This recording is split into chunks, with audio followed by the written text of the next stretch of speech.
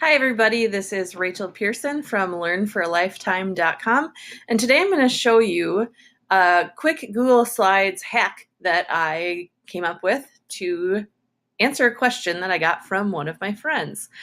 She's also a teacher, and she said she uses a publisher to create custom calendars for her classroom, and she was wondering what happens maybe when publisher goes away someday or she doesn't have access to it anymore. And my immediate reaction, being the Google education trainer that I am, was like, you can use Google Slides for that.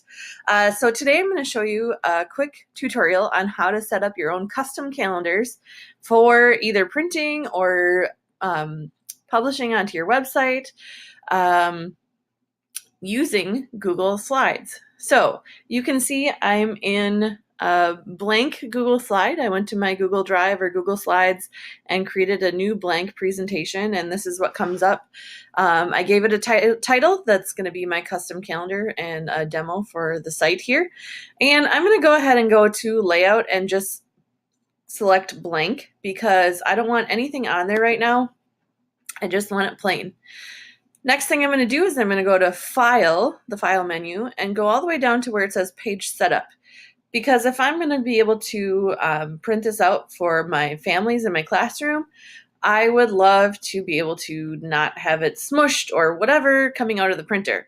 So I'm going to go ahead and select Custom Page Setup. And we know that our favorite lovely standard size of paper is 11 by 8.5 in landscape. And I'm going to go ahead and click OK, and you'll see the preview change. So to add our calendar, I'm going to go to Insert and Table, and I'm going to select the size of calendar I want. You could do the full week. You could do just Monday through Friday. That's kind of up to you. And I'm going to select 5 weeks in a row because we know that months don't always start and end on a Sunday. So I'm going to use the corners of this chart here to make it the size that I want. I'm going to leave a little bit on the edges just to be safe. When I put my mouse on the edge, see how it turns into the 4 directional arrows? That means I can move things around, and it'll keep the squares the same size. I'm going to squish this down a little bit so I have enough for the title of the month in there. Bear with me now because I'm going to start putting in some numbers and trying to go as fast as I can. I'm going to go ahead and do August since that's the upcoming month here. And July ends on the 30th and 31st being the Sunday and Monday. So here we go. I'm just hitting Tab and then typing in the number. Right? Yeah, there we go. It's an easy way to just move between the boxes by hitting Tab. Then you don't have to stop and grab your mouse and click. Sorry if you're hearing a lot of keyboard noise. 28, 30, and then into September, ending on the best day. Just kidding. Okay, so I'm going to go ahead and add my month name here up on the top. I selected the text box icon. You can also go to Insert and Text Box. And I'm going to drag the corners here so it matches up on the edges of my calendar, just so I can keep things all nice and lined up. There we go. You see those nice indicators when you get things the same size.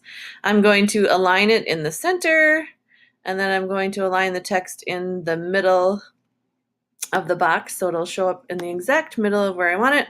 And I always like to keep some fonts on hand that I really like. I like EXO because it's one of the options for races in Destiny if you care about that kind of thing, because that's what I do with some of my free time. Anyhow, we're going to do August. That's obviously got to be bigger because it just does. Do I want bold? Yeah, bold looks pretty good. So you can go to Insert and Images if you want say you have a birthday that you want to mark on your calendar.